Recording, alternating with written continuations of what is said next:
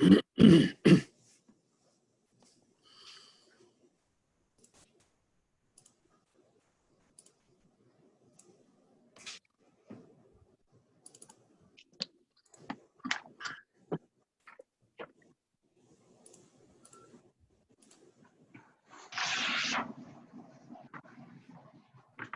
Vern. Hello.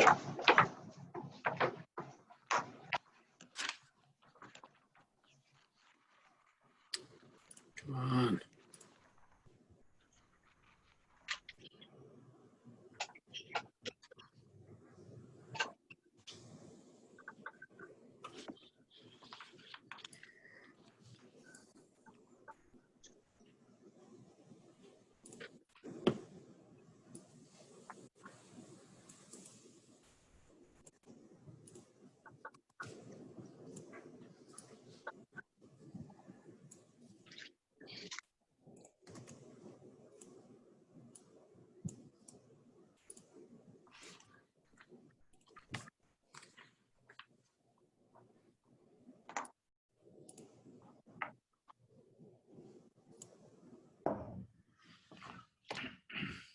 Hi, Chris.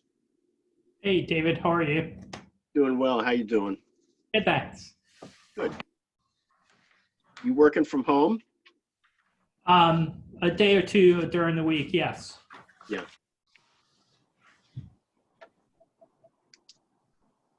All right, I can't get the live stream to work, so why don't we, For what, Jay? Live stream. we're supposed to live stream all the Zoom meetings. Okay. Shall I begin? Sure. All right. I'm going to call to order the August 4th meeting of the South Kingstown Conservation Commission 2020. The time is 6:03, and we'll start with roll call. Mary Talbot Rabiano, I guess, is absent. Matthew Bradywood. Here. Okay. Vern Wyman. Here. Ann Heffron. Yeah. Christopher O'Connor. Here? I am David Flanders, and we are joined by our staff person, Interim Director of Planning, Jay Parker. First order of business is the David. approval. Yes. May I interrupt? We have an attendee on the phone. I believe that might be Lorraine. Lorraine, is that you? Lorraine?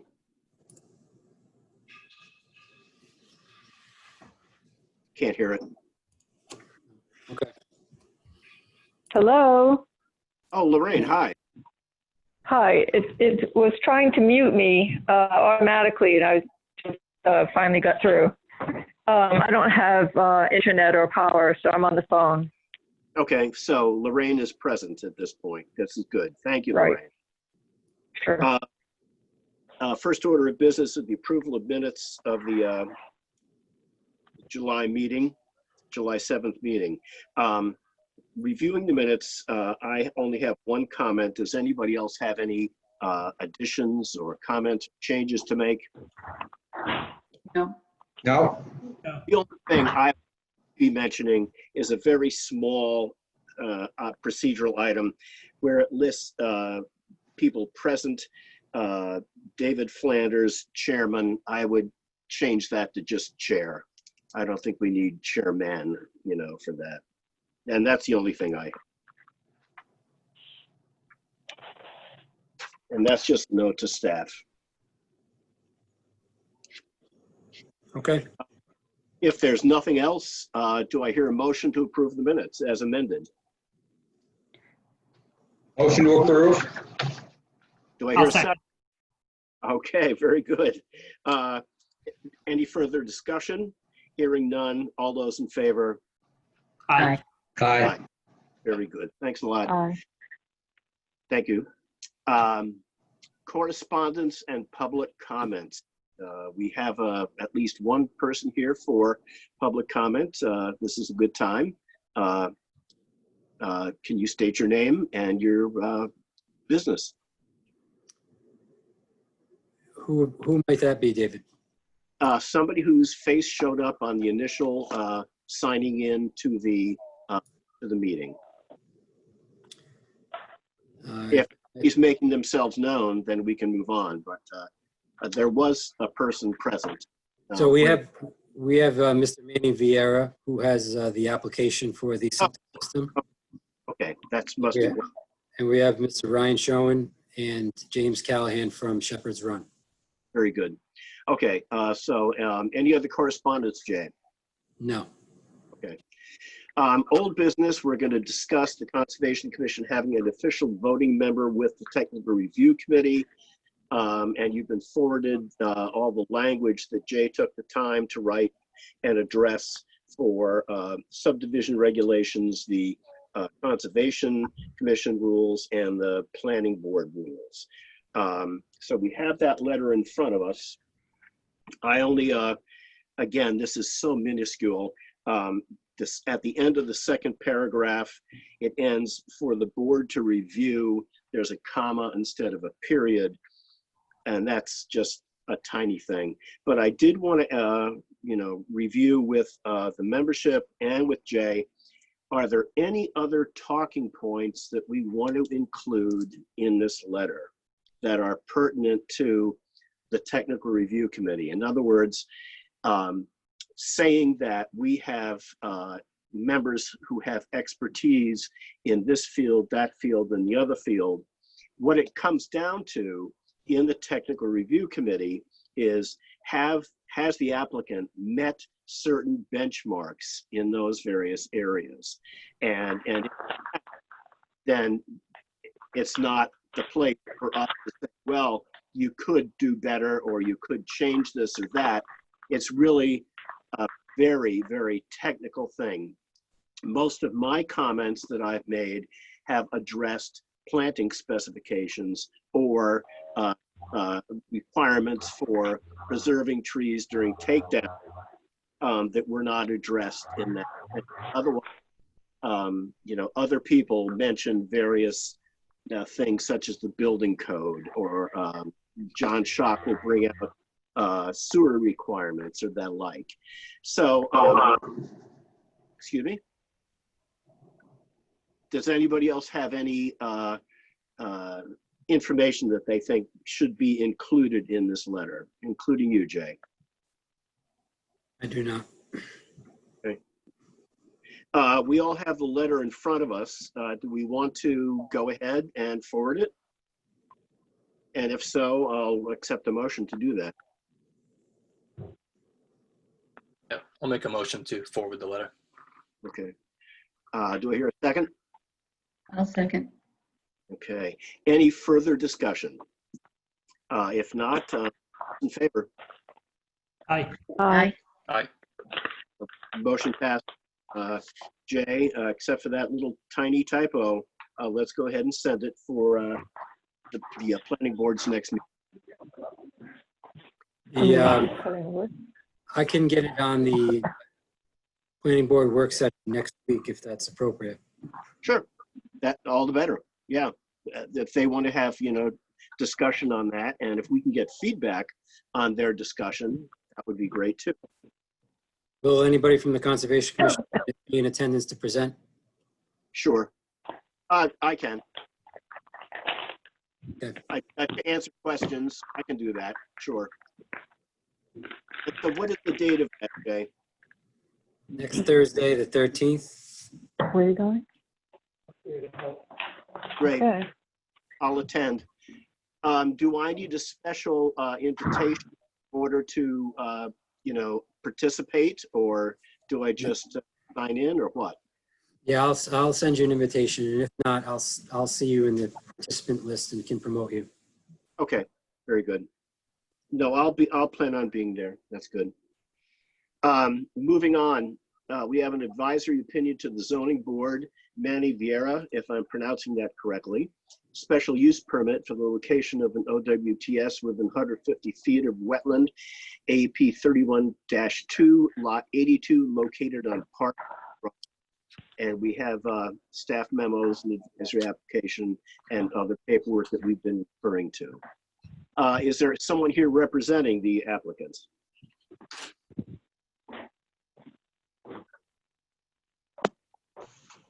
Anyone here representing the applicant, Mr. Vieira or Yeah, Mr. Vieira, you're muted. There Okay, you go. I'm sorry. Yes, I am Manny Vieira. Hi, thank you. Do you want to give us just a quick overview of what you've got here and what you would like to do? There are some changes from the 2014 application that was approved by DEM. So do you want to just let us know what you're trying to do here?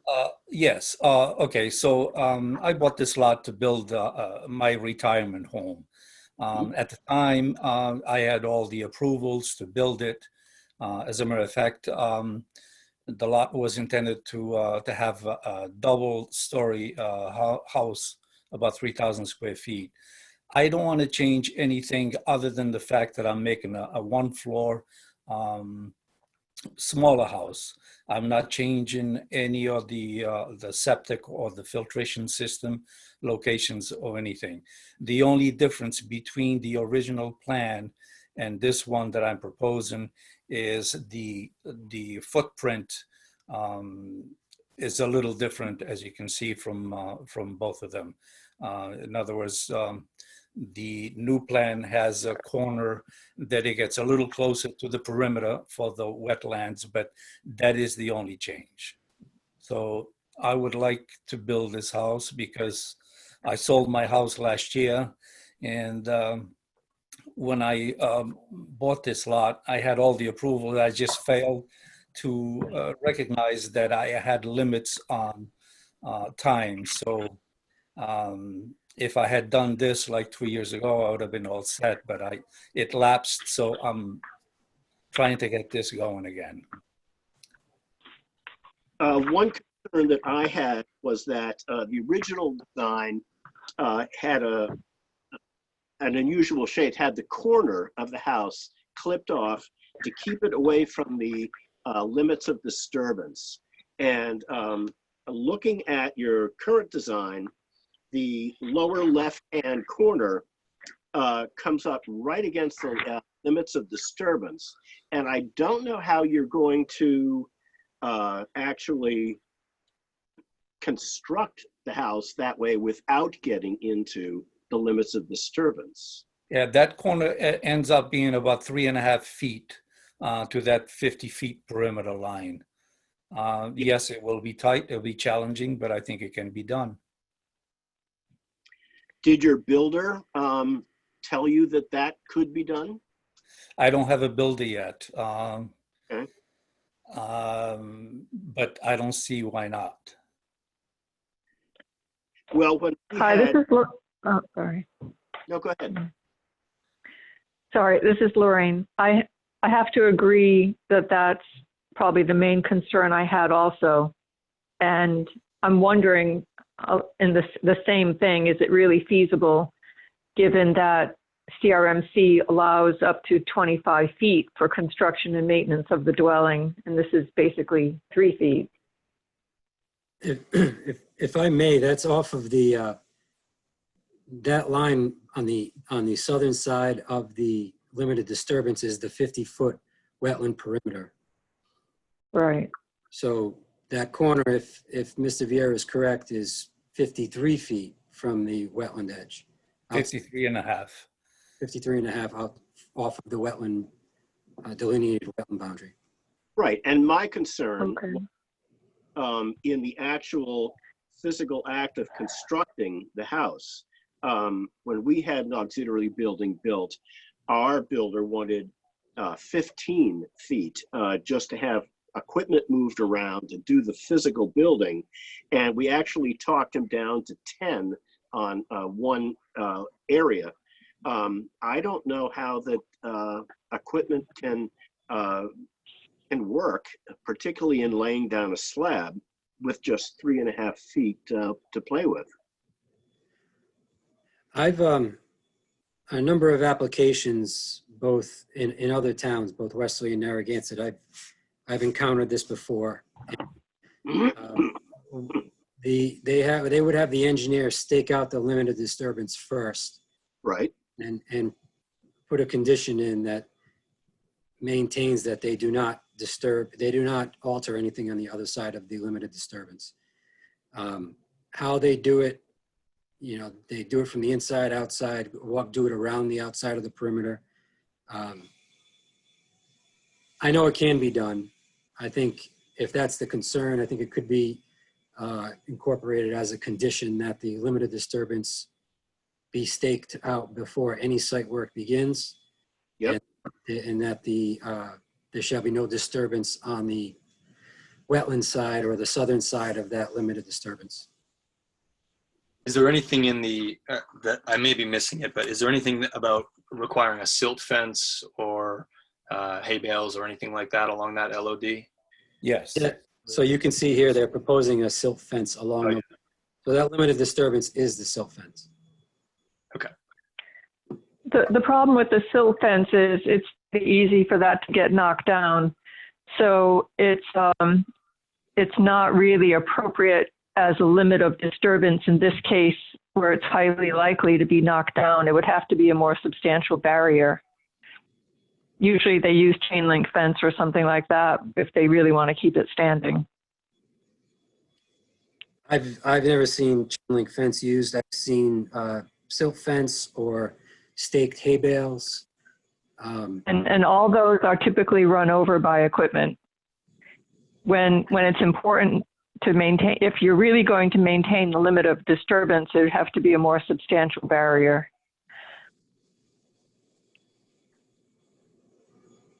Jay, would it be feasible to require, at least on that stretch where the corner of the house is going to be placed, that for those, I don't know, 10, 15 feet, that a more substantial barrier like a chain link fence be put in? Would that be as a condition of approval? I can do that. Yeah, my only worry is that you are now putting in another obstacle that equipment has to work around. If he has to pull up to the front and extend the bucket over on that side to get over the corner from the front yard towards where the test hole number 2 is. Yep. There's another barrier, and the chain link fence, I mean, I understand what's being said, but it's up to this is advisory to the zoning board. So if you Right. feel that it's prudent, you can offer that as a advisory. I was only suggesting that, for instance, if that is an obstacle, the chain link fence, if that were an obstacle to equipment, then shouldn't the silt fence be essentially doing the same job? Shouldn't we not run over the silt fence with our equipment to get to the other side near the test hole 2? I think we're making a presumption that equipment's going to run it over. The example I was using was a backhoe backing up to the foundation and trying to reach over. Well, yeah, I mean, that's what we want to avoid. They can't swing the bucket if the fence is in the way, but if there's a silt fence there, they can swing the bucket over the silt fence. Again, if it's a concern for the board can articulate that into a condition for the zoning board to consider. Does such a thing exist as not the conventional chain link fence that we know, which is, I don't know, 5, 6 feet tall? Is there some kind of more firm fence that might be the same height as a silt fence, 3, 4 feet tall, that would be less of an obstacle for that bucket? Does such a thing exist? I don't know. I've never, again, in the hundreds of applications that I've seen, even applications that are right up against a coastal feature or 5 feet off a coastal feature, generally it's silt fence and staked hay bales, and then they put more of a permanent marker in afterwards to delineate that edge. Okay. But the silt fence serves the purpose of obviously preventing runoff from going. Right. It will have to be a combination of both. Okay. Well, if I may, one of the things is recommended is put a split rail to delineate the line as a permanent feature after. I could do that section and incorporate the silt fence into it, so that would probably solve that problem. That sounds good, actually. That's a Yeah. good idea. Any thoughts on the commission? Well, that's a great idea. I mean, I think that would satisfy the concerns. Yeah, yeah. Yeah, I agree. Good solution. Does anyone else have? Do we want to add language in the recommendation that specifically says contingent on any construction, before any construction occurs, a split rail fence will be installed? Do we want to say what between A and B are, or along that entire LOD? Well, I would say that the limit of disturbance takes two different angles, and that is a straight line. And I would say that, and it looks like it's marked, well, on our plans, of course, it's marked with an X, but it is two different crooks in that line. And I would say that our applicant is offering to put the split rail fence in that section with the silt fence. And between the two of them, it delineates that area, and also the silt fence does actually help prevent that runoff. So if on the plans that we've been handed today, if that diagonal line between the two parallel lines were blocked off, I think that's the area we're talking about. Yeah, it just Yeah, that makes sense. at the moment on the property itself. Yep. Is the LOD staked out currently? Yeah. Oh, on the property, I don't know. Yeah. It was before, but for some reason, it was about 5 years ago I had it done, but I don't see the markers anymore. I'll have to have the engineer go and remark them so I can put that section there. And it will be part of the permanent rail fence that will be installed in the future. Right. Right. That sounds Okay. good. Yeah. And then the entire LOD will have silt fence and hay bale, or just silt fence? Well, Either- I think the engineer called for silt fence. Okay. So that section will be the rails and attach the silt fence to it so that Yep. during construction, and then after construction, I would put the rest of the Split rail. split rail, yes. Yeah. Okay. Well, actually, to protect the 50-foot buffer, it would make sense for the split rail fence to continue up to about the midpoint, up to about the middle of that middle rain garden, where you can see the 50-foot perimeter line matches up with the limit of disturbance. Mhm.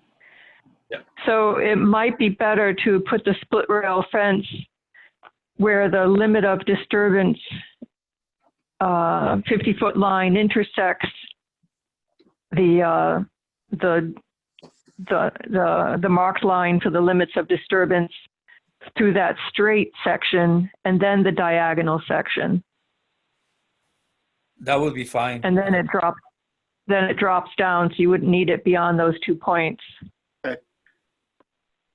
That seem reasonable? Yeah. It's reasonable to me. I can do that since it's going to have it at the end anyways. Might as Yeah. well begin with Great. that. Great. Then you'd have the permanent protection for most of the wetland boundary. Yeah. That'd be great. Sounds good. So we need a motion to approve with these two amendments, with the split rail and the silt fence for those two different lengths. I don't know how the motion, Jay, would be articulated to include those two lengths of split rails and silt fence. I would suggest that you indicate that the applicant install a split rail fence beginning at the front yard setback line adjacent to the perimeter wetland line. Yep. Extending eastward to approximately the test hole 2 location shown on the site plan. Yep, good. Is that right. the front yard setback line? Yes. where that boundary intersects? It's Yeah, where where the, This right here. okay, where you said. all Yeah. right. Yeah, the building, okay, yeah, okay, I didn't see the link. I got it. Yep. Okay. I just had one quick question. Do you know for certain that the calculations for ensuring no increase in off-site runoff take into account the new impervious area? Mr. Vieira? Well, the engineer did all that, and according to what the very little I understand of this, I think we are within the requirements. So he's suggesting Okay. pavers and in front of the garage, and I probably would do crushed stone the rest of the driveway to the street, and just put some cobblestone at the beginning to hold the stone back, but that would Right. be it. Right. But the plan shows pervious pavers for a section. Right. So it would, so the 35 feet from the area marked as pervious pavers would be gravel rather than pervious pavers? No, I'm saying in front of the garage will be previous pavers, and probably Yeah. from here to the street, then I would do like crushed stone, and at the street boundary, just put some cobblestone to retain the stone, the crushed Right, stone. okay. Okay, yeah, that's fine. That's good. Okay, I could make a motion. That would be great. Hey, Okay, I have a that quick- we recommend, approval to the Lorraine? zoning board of the, Lorraine? yes? I think somebody else had something to say. I heard Oh, I'm somebody. sorry, I didn't hear it. Sorry. Just a quick question for Jay. When I was trying to find this this property on Vision, I wasn't able to track it down. Do you know why? Was this newly subdivided, or do you know why this might not be on Vision? No, undeveloped lots don't have addresses. Right. Yeah. There were two at the top on Parkwood with no numbers, but neither one of them was this site. Let me see real quick. But I was just going by street address, by Parkwood, not by the property owner name.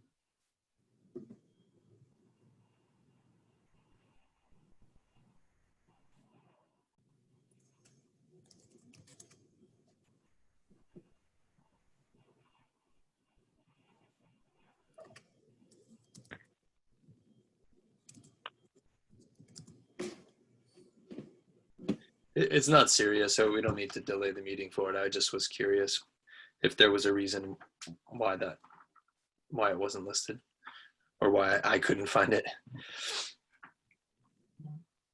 Twilight Zone, Matt.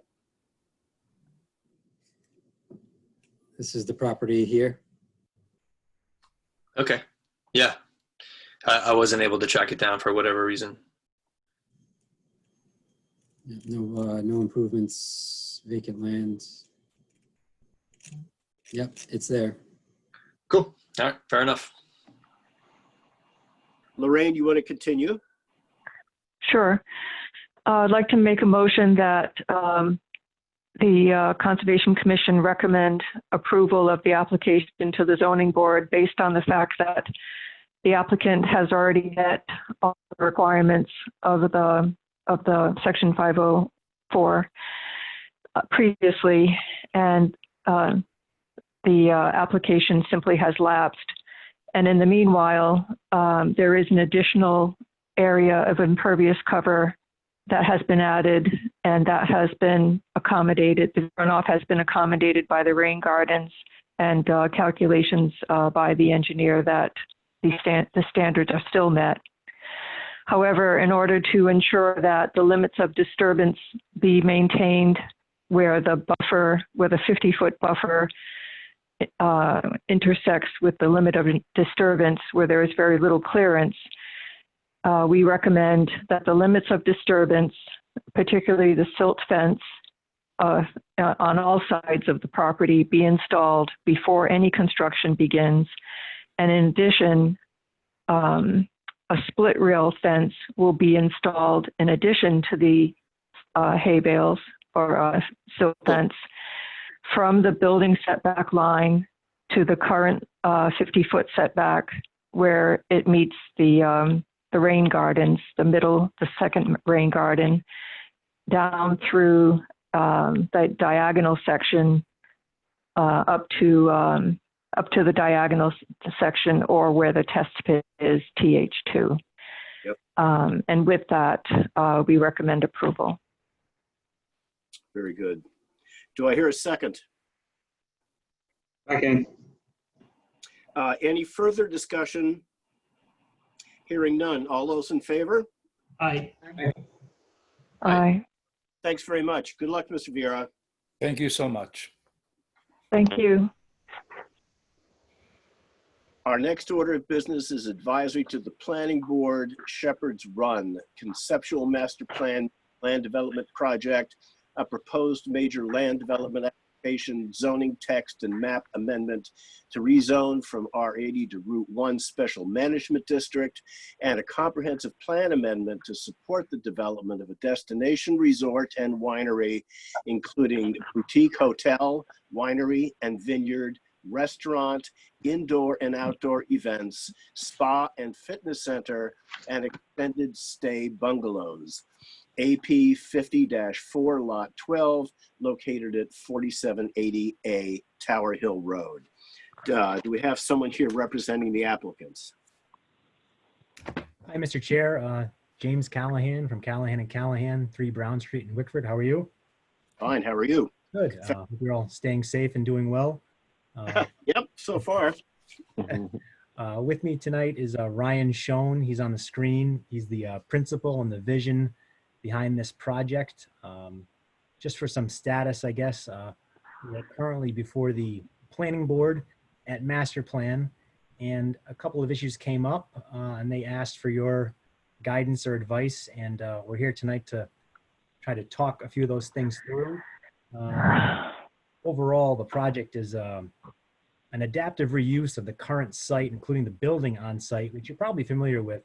It's that property behind Prout. It's a really nice structure, and Ryan's proposed to convert that to a 33-room boutique hotel with a vineyard, a winery, a bar, and a restaurant. It's really a nice use of the property. It's also reconfigure, rehabilitate the gardens, use the structure itself, make it a really a welcoming place for not only guests for weddings and things like that, but also from the town of South Kingstown, the state, the region, and really the nation to, well, assuming we get non-COVID contaminated here, but we hope that it's a site that people really welcome in town, and will provide jobs and also add the property to the tax rolls for the first time in, I think, more than 100 years.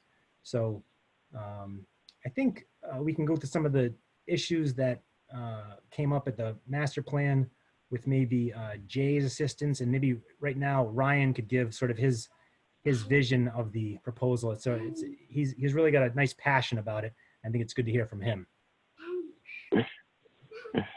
Well, thank you, James. Thank you, everybody, for allowing us to speak today. And yeah, as James stated, I think we're here obviously for advisory review, see if there's any issues or concerns that we could address for you guys as well.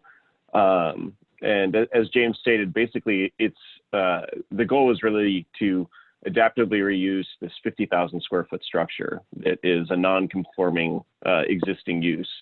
It's a beautiful historic structure. The original building was built in 1933. There were then additions that were put on in the 60s.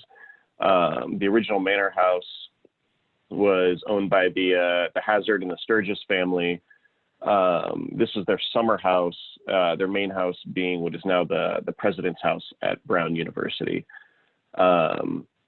So, you know, it's a beautiful structure. The goal is to reuse it most recently, it was run. It was utilized as a girls, a Catholic boarding school for girls. There's 120 girls that were living here full time, 3 meals a day. So there's an existing cafeteria. There's a church assembly hall, a bunch of classrooms, and then this dormitory style lodging. And so our goal is to take that dormitory style lodging on the inside and convert that to guest room use, 33 guest rooms, down from the 120 bodies that were there before. There's an existing septic system on the property that was designed in 2004. Our goal is to reuse that septic system. We are talking with CRMC about that. And right now, they're not seeing concern about it. I don't have the preliminary determination from them yet. That's going to be sort of the next phase of our application. Assuming we get through a conceptual master plan, then there's going to be a preliminary, obviously, as I'm sure you guys all know well, preliminary and final plan. But if there are any upgrades that would be required for that septic system, obviously we'd be happy to do it. But it is getting state inspected through DEM and gets all of its checkups. It's a denitrification system with a shallow, narrow drain field and a sand separation setup. So it's a pretty robust system. And then as the plans you can see on the screen here, the goal is to plant about 6 acres of grapes. Those are sort of vacant fields, as you can see to the, which side is that? That would be the west-hand side. There are some down trees out there, actually some beautiful cherry trees that I'm a little sad that have gone down, but the original landscape work was done by a lady named Beatrix Ferrand. I got corrected, not stating it appropriately at the last meeting. But she worked with the Sturgis and Hazard family. She's a pretty famous landscape architect. Her and 10 men founded the American Landscape Architecture Society. And she also did the original White House Gardens and the gardens over at Harkness Park. Some stuff for the Rockefellers up in Maine, but beautiful historical stuff. Obviously, the unfortunate part is a lot of it has fallen into disrepair. So our goal is to actually kind of recreate some of those garden experiences. We do have the plans. We don't have the plans yet. We have located the original plans. They're actually kept in the Berkeley archives in the Cal Berkeley's landscape architecture archives. All of her works were sent there, and they have the drawings for this. We haven't been able to get our hands on them yet due to COVID, but we're hoping to soon, and then see what we can do to hopefully kind of bring that vision back.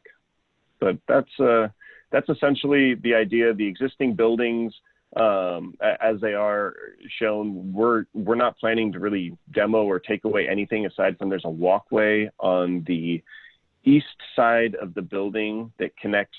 They're shown as pink on this plan here. Yep, right in the center there where Jay put his mouse. There's a little walkway that connects across there that we were planning to demo to open up for the view that was put on in the 60s. But other than that, it's all, the goal is for everything to stay and be repaired. And then there's a lot of interior finish work that needs to be done. That sort of gives the whole, I think that gives the idea of the plan. Oh, and sorry, I didn't speak everything. Up in the woods, there is a phase 3 that we are planning to do, the future bungalows. That is something that we're not looking at doing day 1, even day 2 or year 2. But year 3 or year 4 down the road, we would like to put in 12 bungalows. The idea is that's supposed to be sort of a. Oh, did I lose everybody? It shows my screen went out. We're good. You guys can still hear me? Okay. I can't see the screen. I don't know. I'm in Stonington, Connecticut, so we might have just lost power. Uh-oh, You're back. you muted. Sorry. How's that? Sorry, guys. You're Yeah, good. can you hear me again? Yep. Yeah. Okay. Sorry, Stonington, we just got a big wind. wind blow here, so I don't know what happened. But so the idea are for those are to be these sort of bungalow in the woods, but that's something for very far down the path. We have enough to bite off day one with the existing structures. So I think that is kind of hopefully that's the overview, and I've sort of explained it well, but I'm happy to hear any questions or concerns or thoughts and all the rest of it. Hi, David Flanders here. Would you be seeking approval for those bungalows at this time or later when it comes to pass that you're thinking of actually building? Well, I think we'd want to come back with an actual plan of where those are going and what the deal is. Right now, we're just trying to get the conceptual plan to say, hey, this is what we'd like to do from an overall concept. But the physical location of those bungalows, the size of them, where they're, all of those pieces, I think we're still very, very up in the air on, because it's 3-4 years out. So we wouldn't be taking those into consideration for our approval this evening? You would. As of right now, they're indicated as a phase 3 of the overall project. And we couldn't exclude them and to refer that they be dealt with later? That is not what the applicant is requesting at this time. The applicant is requesting what you see on the plan. That was my question to the applicant. Okay.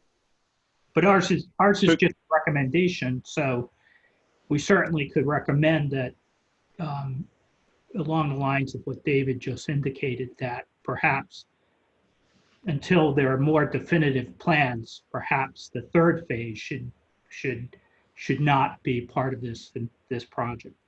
Yep, that can be a recommendation. Yep.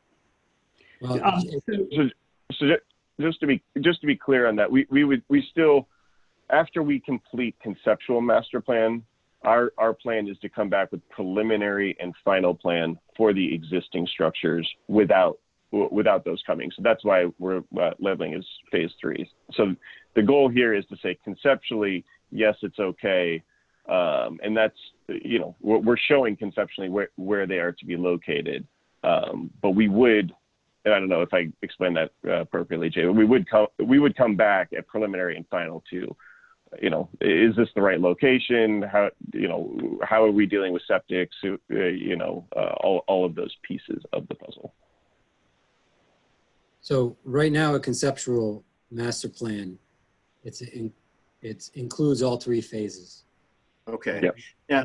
When the applicant comes back at preliminary, the phases would specifically get broken out, and at which point the details for each phase would be vetted with the planning board.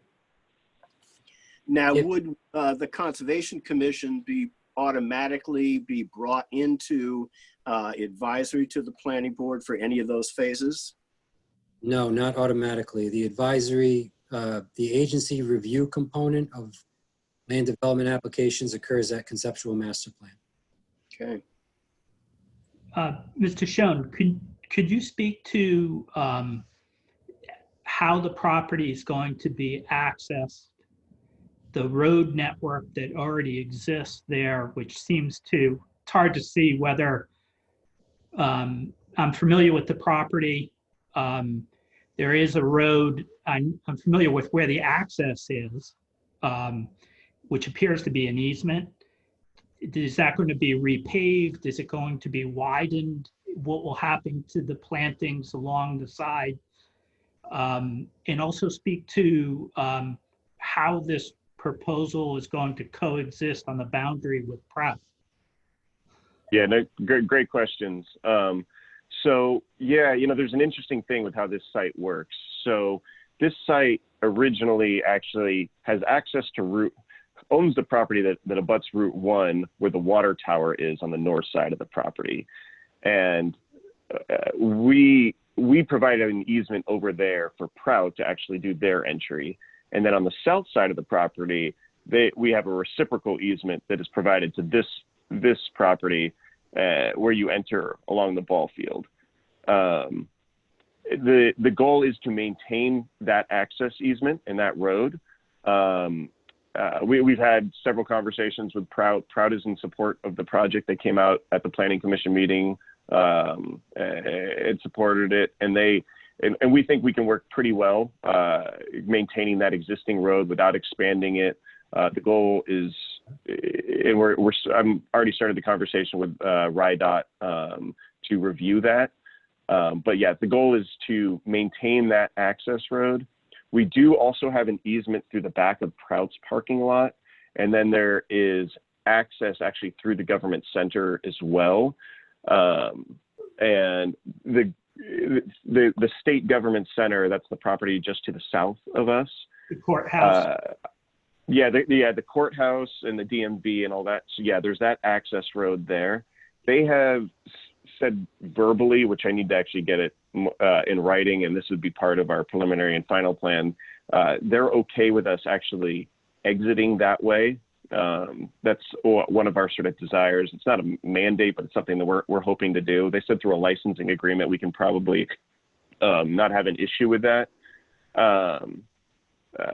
To be able to allow people, if needed, to exit out to that light on Route 1. Yeah, exactly. Right there. So that is something that we're working on as well. We're talking with RIDOT about it. But yeah, the goal at the end of the day is to repave the existing road as it exists. The landscaping there, there's significant rhododendrons along our easement there. I mean, they look like they were probably beautiful at the start. We're going to take a look at them and see which ones we can keep. There's beautiful stone walls on either side that we want to expose through, and there's some kind of overgrown dead rhododendrons someplace. But the idea is to restore what we can and keep what we can. But that would be the main entry and exit for the property. So the 33 guest rooms, when people are coming to the winery, we would like them to come down that road. Sure. And, a lot of the conversations we've been having is it actually works out pretty well, because when the courthouse and Prout are busy is not at all when we're busy. I mean, they're very sort of complementary uses. Obviously, normal business hours is when DMV, Family Court, Prout, all those are being used, and we're the opposite. Our assumption is that it'll be okay, but something we're looking at with RIDOT. So just so I'm clear, so you don't envision having to widen that access road or easement that comes in from Route 1? I don't believe so. We are obviously, part of our preliminary plan though is we have to go through that with RIDOT and have the engineers do a full study on it. But as of right now, we think we're going to be able to maintain it. Right now the Prout actually uses. We're fine with it. We don't have an issue, but Prout actually uses that access road to get their buses out. So, I mean, if buses are getting out there, I don't see us having a problem, but that is something to think about. And also, as part of the preliminary plan, we'll have a full traffic study done by Deprete Engineering or one of their affiliates. If there is a recommendation for a widening of the road, we'll have to abide by that and make sure that egress, ingress, and all the license agreements work in tandem to create a traffic flow. And your comment about the connection to the courthouse area, that would appear, while you refer to it as an exit option, it seems that if traffic's coming down from the north, they have that turnaround that is there serving the property across the street, and that same light you were referring to. So entry for people from the north could maybe be facilitated by going through that light system, as well as, and therefore entering rather than just exiting. But it's just a thought, and it's just an observation that you can see on that aerial photo at this point. Yeah, the only concern is more of an aesthetical one from our standpoint. So when people are coming to the property, we don't want them going to the courthouse. This is where the courthouse Or is. the DMV. Point. I had a couple of, this is Lorraine, I have a couple of other questions and comments. I'm also, I mean, on the surface, it seems like a lovely concept, but I am concerned about the narrow river nearby being a special resource protection water at the state level due to ecological habitat, critical habitat, rare and endangered species, conservation areas. It's already impaired by high bacteria. So I'm very concerned about inputs of additional nitrogen from the wastewater loading and runoff from the property. I just feel like we need a little more information about what the impacts might be. For example, just one basic question about the winery. Would you be processing grapes there?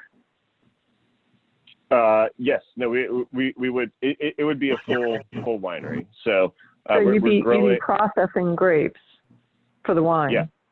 Yes. Okay, so that's high strength wastewater. That's huge BOD loading. That's going to require probably a specialized wastewater treatment system. The restaurant is considered high strength wastewater with high fats and grease that tends to fail. It usually needs additional types of treatment to deal with that. And there is, just so you know, on that system, we're actually not adding any more restaurant equipment. The cafeteria, as it exists right now, has a commercial grease trap as well, prior to it entering into this thing. Well, I think you mentioned the septic system was circa 2004, right? So Correct. That's definitely not up to date with what's available now. And usually commercial restaurants have additional units that deal specifically with oil and grease, especially larger ones. So I'm concerned about the wastewater loading, potential food processing waste from the grapes. Also, the vineyard itself, is that going to be, I mean, vineyards, any agriculture can have a lot of erosion and sediment and runoff. And I'm concerned about that and concerned about the practices that might be used there with herbicides and pesticides also running off to the river. So I feel like we just need more information about what the wastewater loadings might have been in the past versus what it could be in the future, especially considering these specialized uses that could be much more concentrated than what we're seeing now with basically residential waste. The other factor is, I'm wondering why only one side of Route 1 was designated as the special management district. Why did the planning board feel a few years ago that they needed to protect that side of Route 1? Is it because of protection for the river? If so, I think that needs to be taken into account. And then finally, the other factor is, if all these changes are made to the town plan and it's allowed to proceed, what happens if this is not built? Could it then be used for another South County Commons, which to me is simply a shopping center, not really a village? And so would we see more shopping centers along Route 1 as a result? So I just think there are too many, I mean, I love the concept, but I think there are too many questions to jump ahead to conceptual master plan approval without more information. And finally, at master plan is where you would be showing that you're following low impact development practices to the maximum extent practicable.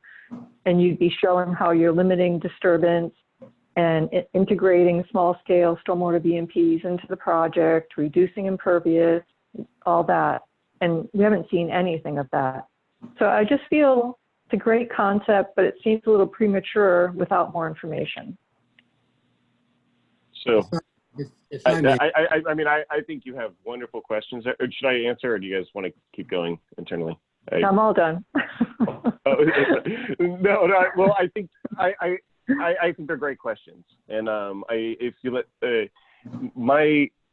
I think your last sentence there about it's a great concept, but we need to deal with these issues is exactly how we look at it as well. And right. my understanding of the process is that that's what we have to deal with. And you know, I can tell you, even from the planning point of view, you raised a couple issues there. the South County Commons thing that came up. That was part of the public comment. That was part of the Planning Commission's concerns as well. And I believe, and Jay, you can correct me if I'm wrong, but I believe the Planning Commission is actually working through language with this approval so that it's not just in the SMD and allowing any of those uses. I mean, it came up that somebody, well, what if somebody wants to have a mattress store there? Well, we have obviously no desire to have a mattress store there. And we have no desire to do any of these retails because we're trying to reuse the existing building. But somebody brought up a very valid concern that says, well, what if you fail and the next person wants to come in? Well, we completely understand that. And the goal, I believe the plan right now is to limit it to the concept and not allow South County Commons 2 to be created over here. So I think that is something that the Planning Commission understands as well and is trying to deal with. Right, I appreciate that. And then that was actually the last one on my list. So the details about all the other factors are primary. Yeah, so the other questions, so those also are dealt with in conditions right now as part of the concept master plan. You know, we are in conversations with CRMC very specifically about this septic treatment system. It needs to meet today's standards. If it doesn't meet today's standards, we will improve it to today's standards. I have no issues with that. I mean, I do want to say that I believe in my heart of hearts, and from what I'm reading and what I understand from the engineers, that a good quality septic system can be put on this property or maintained on this property if it's not there already. From what we understand, it actually is a pretty high quality commercial system. However, if that's not the case, we are more than willing to meet whatever the codes are. Now, there was a conversation about connecting to sewer. Well, there are a bunch of issues that come up when you connect to sewer. First off, being that the sewer line is 6,000 feet away, and that actually is against state law and the CRMC and the SAMP of connecting to the sewer line because that encourages future development in the area. So they've actually taken a state stance that you're not supposed to do that, and that's going to come out in their report. But I do want people to hopefully understand, and I'm sure this commission understands that it's probably better than others, that, you know, national parks, state parks, you can have a good high quality septic system with the right test, as long as you have the right private testing in place, the right state testing in place, and we keep up on it. And I very much hear your concerns about the narrow river. I mean, our first thing when we saw this property was, wow, it'd be great if we could do oysters and wine here. And unfortunately, you can't do oysters because of the water quality. I'm hopeful someday we can get it to a place where we can do that, but it's there's some improvement that needs to happen. And but this system should not be adding any nitrates to the soil. I mean, it's a big sand filter. It's a recirculating product. There is some newer technology out there, but I think, actually speaking with our engineers, Deprete Engineering, they actually prefer this product. It's more expensive than some of the new stuff because it's tried and true, and it goes through, a sand filter, as opposed to some of these more chemically focused ones that fail and have all kinds of issues. There's not much to fail in this system. So anyways, those are, I don't know, did I address everything there? If I didn't, let me know and I can. I guess we just need to see numbers, like estimated nutrient loading with current, with the previous use versus, what's proposed, and farm practices for the vineyard if it's not organic, and how erosion will be handled. Each of these things. So erosion, actually, I mean, a couple good questions you had there. So erosion, vines for the most part are actually really good to prevent erosion. The roots of these vines are going to, they're going to go down 6 to 8 feet into the ground, and actually will help protect some of that erosion. Our goal is to do as close to organic as possible. I just cannot say we are guaranteed to be organic. That's just, nobody is doing it yet in New England.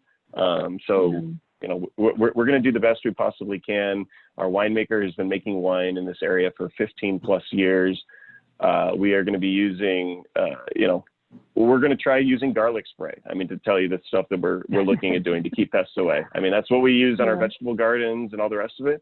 but I can't tell you for sure that it's going to work. You know, we're going to use Sure. fans to move fog and all the rest of that stuff. I mean, that's our goal. But I mean, if you ask me today to sign on the bottom line that says you're going to be 100% organic, I just can't guarantee that because I don't, you know, Right. I don't know. But I want so.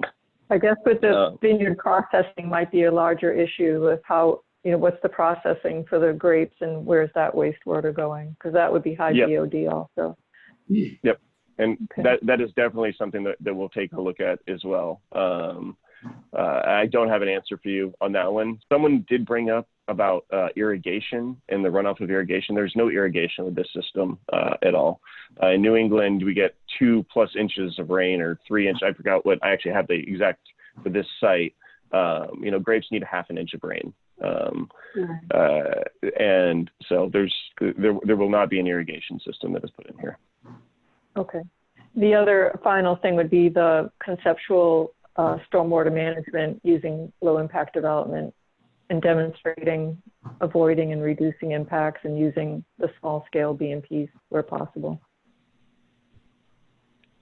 That one might be above my pay grade. I'm not sure I totally understood that one. I apologize. Appendix A, just tell your engineer, Appendix A of the stormwater manual. Okay. I will make sure that the pre takes a look at it. I'll take a note on that. But I'm assuming, I'm sure I mean, they're on top of it. Yeah. But all of those pieces, my understanding, is part of the preliminary plan submittal. And Jay put a No, it's conceptual for that aspect. Okay. Let me take a look. This is Jay. I think that's all contingent upon the level of disturbance and the amount of improvements that are being proposed. If an existing condition, as I understand it, is the only thing that's happening is the walkway is being removed, which I presume is going to be revegetated or some type of. Well, there's actually, it's only the second floor of a walkway. There's a lower walkway that exists below it. So it's really a second floor structure, and the first floor structure still exists. So, there is no site disturbance whatsoever in this plan. It's not already, I mean, asphalt's getting repaved. Everything is sitting where it is. One question I had is the winery and the processing of grapes, et cetera, all happening within existing structures that already exist? Yeah. Yes. Okay. Wow, okay, so that clarifies things certainly. Yeah, so if you see where it says event, if you look on this screen here where it says event wedding hall, the space to the north of that is a wedding hall. The space to the south in that exact same building, that's the facility. David Flanders here. Have you yet gotten a system suitability determination from RIDEM about the existing system? This is Jay. The considerations for wastewater and stormwater will happen at preliminary plan. So one of the requirements that they will need to include in their application is a system suitability determination from DEM on the existing system to determine if what exists is appropriate for the uses being proposed. So the loading questions and the collective use of the property for events and vineyard and hotel will be vetted with DEM and result in an SSD that will either confirm that this existing septic is suitable or it's not, and that improvements or some type of change will be required. But that won't be required until preliminary. Jay, is it true that the state will not allow sewers to go this far in? Because of the SAMP, because of the Narrow River Special Area Management Plan, it is a standard in there that the sewer is not appropriate. Okay. Second question I had was water availability, is this well fed or town water fed? The property is town water fed. The property, I mean, the water tower is on this property. There are wells on the property as well, but it is currently town water fed. And I mean, again, our capacity is actually reduced from that point of view. Now the processing of the vineyard that was just brought up, that may be separate. That's something that we have to look at. But as far as how the actual building operations, everything inside, that is planned to be through the existing Suez water. Okay, because my question is, we're currently under a water ban, and yet here we're talking about 33 hotel units, a 3,500 square foot restaurant, an event lawn, indoor event space and wedding hall, conference and meeting facilities. How would you continue operations under a water ban? There's a water ban for outdoor water service, but not necessarily indoor water services. I think that's a difference, isn't Well, it? we're talking about a 400-person capacity outdoor event lawn. We're talking about a winery and vineyard. I don't know. That's something to consider. Yeah, I have the same concern. I agree with you, David. Well, I mean, if Suez can't supply the water, that's one thing, but I think that's up to Suez and something for us to determine. I don't think that's something. Well, has Suez weighed in on this? Yeah, I mean, Suez has said that they have the capacity to do it. So, I mean, they've said that there's no issues, and then the demand's actually going to be less than what the building historically was used for. I mean, granted, it was a non-conforming use, but 120 girls getting out and showering every morning at 7 a.m. and it's pretty crazy. The shower setups that are in that building right now, the 33 guest rooms is going to be far less demand from our point of view. I mean, and the engineering, we will have loads. Again, this is something that will happen at preliminary plan where there will be load calculations and it's going to show the capacity reduction. But our plumbing engineers have already shown us that it's going to be less. And if Suez couldn't supply the water, obviously the project wouldn't work.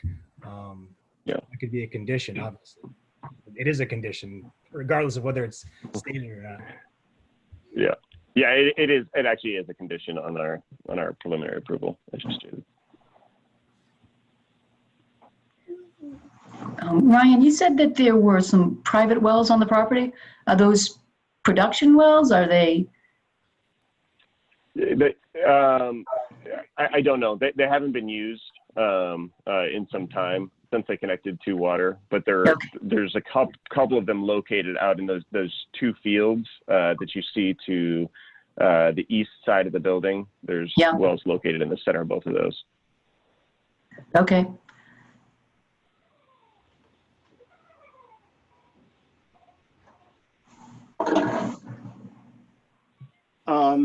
I think that one aspect of our approval, we have a few conditions that we've mentioned, such as sediment runoff and such.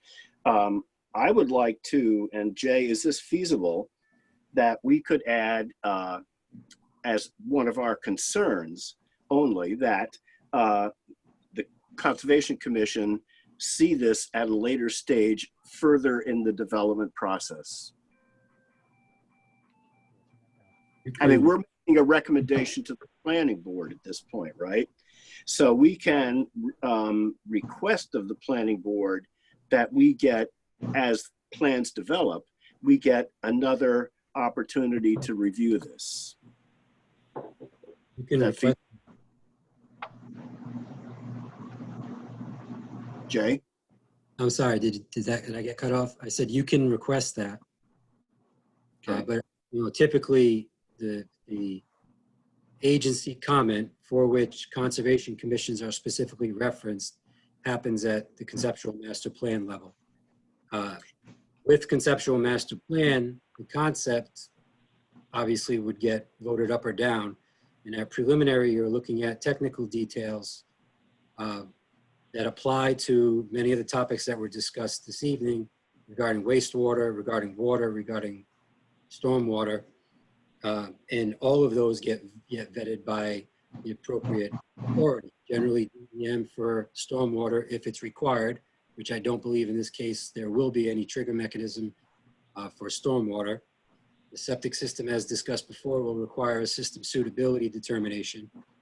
And they will have to show that through confirmation from Suez that they have capability to provide water service for the proposed uses.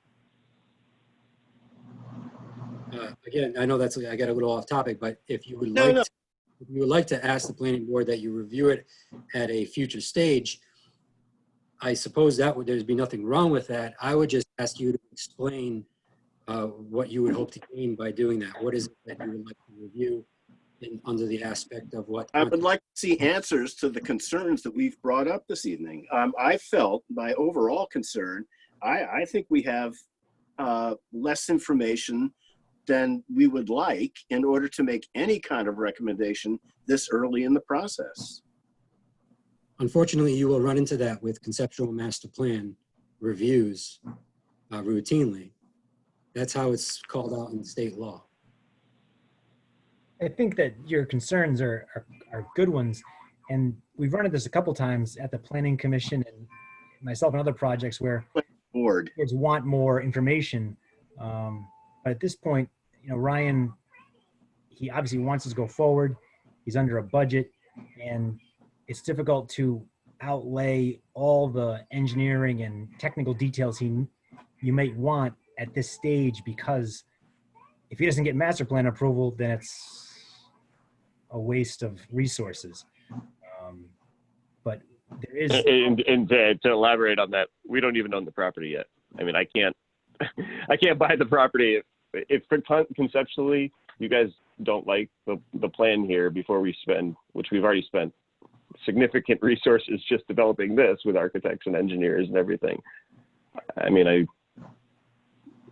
but I understand the concerns, and I hope we alleviate those through the state agencies that are outlined there, because we will have to go through each one of those. and I think Ryan would be okay. I've been sometimes it's better in these meetings if we could meet in person. We could talk about these things before we raise them. But I think if you do want to has to come back and talk about more details once we have them at the preliminary stage, if we can get through this process, I think we would be happy to come back and talk to you again. I mean, obviously you have experience in these areas, which could be helpful to us and the planning board. Yeah, for sure. I have no issue, you know, coming back, you know, when we get to the preliminary plan, we have that information. I can say, okay, this is specifically the septic works in this way, and this is how I can justify it, or this is the 2 upgrades that we need to make to the septic system. I mean, that's fine, providing that information. We'll have all stormwater runoff, all engineering detailed plans at that stage, which should answer every question. If we don't answer those questions at that point, then you have real concerns, and so do we. Yeah. And just to clarify, all of those topics are vetted at preliminary plan with staff, with the engineering, with the. Oh, I understand. I do understand. Yeah. I just don't understand what is required of us this evening. The Good question. the planning board. To be honest, yeah. Someone asked you guys to take a look at it as well. And we want to hear your feedback, and we want to hear your concerns. I mean, because we're taking notes as your concerns and the planning boards, just to get make sure that we have everything sorry. I like that. That's good. Bring them on. Just to get everything squared away, because some of the questions you have are also things we obviously need to address, but at the conceptual plan, it's just a concept that we hope that you guys have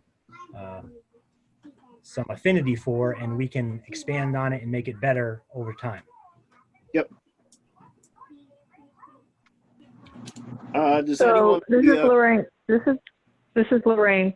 Do you need the approval from the planning board at this point with the changes to the comp plan, or can the changes to the comp plan happen in the next stage? We need to get the recommendation from the planning board as to those changes plus the amendments. Then we go to the town council. We were scheduled to go there on the 11th of August. But that's been pushed back because the planning board didn't make a recommendation at the last meeting last week. They wanted to have you weigh in on some of these issues. And we're going back to the planning board on the 28th, I believe. And then Yes. back to So, okay, all right. The So I'm application, wondering if any of the information that we've requested can be provided by then, just to provide a little more substance for the application to change the plan. the applicant has to get through, has to receive a positive recommendation from the planning board for the council. They cannot go on to the next phase, the preliminary stage, until they complete conceptual master plan and have the amendments that they have requested approved. So Okay. it's kind of putting the cart before the horse, because they can't move on to preliminary and get the detailed information until they can get confirmation that their conceptual master plan has been approved. Mm-hmm. Okay. Can Thank you. our review and our statement to the planning board be something as simple as we have reviewed the plans to this date, and we have the following concerns? Do we actually have to say that we, advocate one way or the other? Can we just say we've reviewed them and we have these concerns? Is that sufficient? There are no guidelines or standards for what you need to include in your advisory to the planning board. Okay. There wasn't a specific request that came from the planning board. It was simply that the Conservation Commission takes a look at this. Yep. You can feel free to provide what you feel is important as a. Good. But they're not asking the Conservation Commission for a favorable or unfavorable recommendation. They're just asking us to look at it and help. That's right. That's what yep, that's good. That's what he just said. Yep, I agree. Right. Just to provide feedback, if you want to keep it simple. The only thing I would add, though, is, and I think from hearing all of you speak, is that if you like the concept, that's the phase we're at. It would be helpful, because right now everyone continues to say they like the concept, but they have these details, and we're happy to work through those details. It would just be nice to have some support for something that we think. I don't want to ask for too much, to be honest with you. If that's too big a request, but we are trying to reuse an existing building that's 50,000 square feet to try to create something that we think will work in South Kingstown. And it sounds to me like everyone likes the concept. We just need to work through the details, and some help would be appreciated. But I think again, I understand. I actually agree. I personally do like the concept. I like the idea that we're repurposing a property that otherwise is lying fallow and deteriorating. I like the idea of it being put back on the tax rolls. And yeah, it just does come down to our list of concerns and such. So personally, I am in favor of the the project. Yeah, Ryan and James, echoing what David and Lorraine have said, I like the concept. It does seem like there would be a reduction in the use from 120 people down to 33 usable rooms. It seems to me like the big change here is the introduction of viticulture and wine production. If you could, and maybe we can include this in... And the bungalows. Sure, correct, and the bungalows, of course. But at least for this preliminary design, 6 acres of agriculture being added to this site, I think that makes a huge difference. So maybe we can include this in our conclusion tonight, David, but if Ryan and James could make a note to include more detail about how the agriculture is going to proceed on the site, and how the wine production would proceed. To me, that's the big new element that isn't simply a repurposing of the site. Correct. Matthew, do you want to take a stab at making a statement here? First of all, can we get some consensus of the membership of how do we feel about the overall project? As I stated, I think the concept is a good one.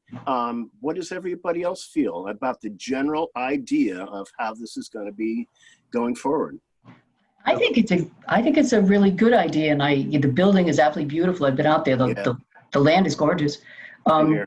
I'm just concerned about two things really: waste streams and water usage. Yep, same here. And I wonder too if you can look into if there are already existing, production wells that were used formerly. Maybe you could, tap into those as a possibility. Yep. Yeah. Let's run down. We definitely need to do some analysis there. I appreciate that. Let's do a quick roll call here. Vern, what's your overall consideration? How do you feel generally? Yay or nay? I'm very familiar with the property as well because when I worked at the University of Rhode Island, I actually went there to review it as a possible building that we could make use of at one point. And I think, we were challenged really to come up with a good fit. Really, the building size would have had to been bigger. But I do like the idea of not only reutilizing the structures that are there, and certainly those that are historically significant in their own right, and then at the same time using primarily the open space, which right now doesn't produce anything but lawn, or as a basketball court or things like that, and taking advantage of what, I didn't realize grapes was such a low draw on water, and as such, they may be an agricultural product that by itself, as an agricultural product, something that has some advantages over others, certainly. So, and then preserving the rest of this significant open space. And I think the key that Lorraine has punctuated is, everything here in this location, everybody wants to know what sidebar effects could occur over time to the narrow river, which, as you say, you'd like to see improved yourself for oysters. So, there's an opportunity here maybe to hit some home runs in more than one place if, again, the draw on municipal utilities and the management of waste in this process is achieved with distinction. I think those are the things that have been emphasized, and I agree. Chris, what's your overall opinion? Yeah, so I agree with all the things that have said. I think that I'm familiar with the property also. I have a daughter that is attending Prout now. So I'm routinely use, and I'm a lawyer, so I routinely use that access to the back access to get to the courthouse or to exit the property. The issues I have with it, and they're probably above our pay grade, have to do with the issue that Lorraine raised regarding the zoning classification. I realize that's a town council issue. However, it seems to be of concern. The other issue I have with it is just the access to it. I understand that access off Route 1, direct access down that easement, or could be a spectacular entrance to your property. I'm just sort of intrigued how it's all going to work. I wasn't having used the rear entrance routinely, almost daily. I wasn't sure that two cars side by each could make it down that entrance. So if one were coming down and one were attempting to exit, it doesn't strike me that that's achievable. But given the shutdown with COVID, it's been a while since I've been out to the property. So those are my concerns. Those are my issues. But overall, I agree with what's been said about concept is interesting. If in a motion, and I'll address this to you, Matt, 4 issues that concern the Conservation Commission. I have the wine processing wastewater load, the restaurant oil and grease being dealt with a system that goes back to 2004, sediment runoff and pesticide runoff for the winery, and Ann's concern of whether there are production wells that can be utilized. So if we were to make a motion saying that we are in favor of the concept and that these are our concerns, and if anybody has additional ones, this is a good time to bring them up, then I would ask Matt to make a motion. Yep, I'm happy to make that motion. So going forward, reiterating what David just said, I think that the Concom is in agreement that the concept is attractive. We like the idea of this coming to fruition, but if going forward for the preliminary plan, James and Ryan could include more detail on water runoff from viticulture or any other agriculture endeavors on the property, wine production, water usage. It sounds like you've spoken with Suez, but if we could get a little more detail on the on how reducing from 120 people to 33 rooms, plus the bungalows on the northeast part of the property, what that water usage would look like, what the restaurant runoff would be with oil and grease. If we could just get greater detail on all those aspects going forward to the preliminary plans, I think the Concom would be in a position at the moment to acknowledge that we've looked at these plans, that we like the idea, and that with those greater details, we look forward to addressing it again in the future. And Jay, I would like to have some language actually for, requesting that we look, that we would be given an opportunity to look at this further on in the development process. Then I would ask you to please incorporate that into your motion so the commission can vote on it collectively. Okay. If we could include in the motion stipulation that the Concom will reevaluate these plans once they come to the preliminary stage past the conceptual master plan. Do I hear a second? I'll second. Any further discussion on what we've just been discussing? Hearing none. All those in favor? Aye. Aye. Aye. Aye. Lorraine, you there? Well, I've added a Aye. fourth. Pardon me? Aye. Thank you. Great. Motion passes. Jay, thank you very much. Welcome. Thank you, everybody. Thank you. Appreciate it. Thank you. Hopefully see you again soon. Continuing with our agenda, we have update from staff on planning department activities. Jay, Um, come on. Yeah, we are very busy. We have received an influx of a number of applications that may have a special meeting of the planning board to process them in time. We're doing the best we can with a skeleton crew in the office. Yeah. We're currently, we've been full staffed and we're staffed for a little bit. Not sure exactly how long, but they are doing interviews for the director's position. I believe they started this week or last week. Any idea on how many candidates? No. Okay. Next meeting date will be, I believe, check me on this, Jay, I think it's September 1st. I think you are correct. Yes, you're correct. So for agenda items, I don't know anything from this meeting forward. Sorry. Any other agenda items to be added that we can think of off the top of our heads? Okay, well, if anybody does have anything, you can contact either Jay directly or me, and we can discuss and Otherwise, does anybody else have anything to throw out for our common good? Hearing none, the meeting is adjourned. The time is 7:31. Thank you all. Thank you. Thank you. Thank you very much. Stay safe, everybody. Have a good night, guys. Good night. Good night.